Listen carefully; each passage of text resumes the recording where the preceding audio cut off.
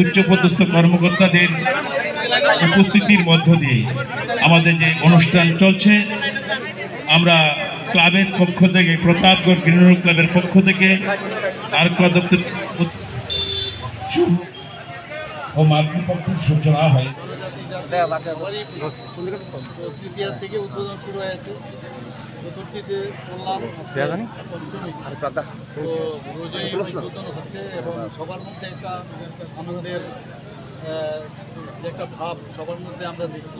একটু আগে আমরা গ্রিন এরো ক্লাবে এসেছি, আমার সাথে আমাদের রাজ্যসভার সদস্য রাজীব ভট্টাচার্যও আছেন, মেয়র যুবক মজুমদার মহোদয় আছেন, কর্পোরেটর আমাদের সাথে আছেন। আমরা যেখানে যাচ্ছি সব জায়গার মধ্যে মানুষের মধ্যে একটা আনন্দের পরিবেশ আছে, কিন্তু মাঝে মাঝে দেখি অনেকে চেষ্টা করে যে আমাদের আনন্দ যাতে না থাকে তার চেষ্টা। সবাইকে বলবো সবাই যেন সতর্ক থাকে। কোনো অবস্থায় এই আমাদের একটা পরম্পরা, বহুদিন ধরে এত সুন্দরভাবে আমরা পূজা সম্পন্ন করছি। আশা করি সুন্দরভাবে এই দিনগুলো ভালোভাবে কাটুক। আমি সমস্ত ত্রিপুরাবাসীর কাছে সেটাই আমি স্যার, চতুর্থীতেও এ ধরনের প্রশ্ন করতে বাধ্য হচ্ছি। কদমতলার ঘটনা নিয়ে কী বলবেন?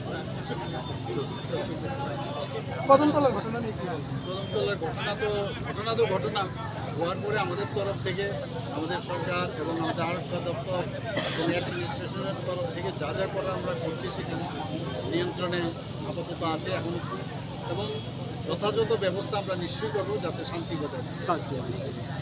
ঠিক আছে।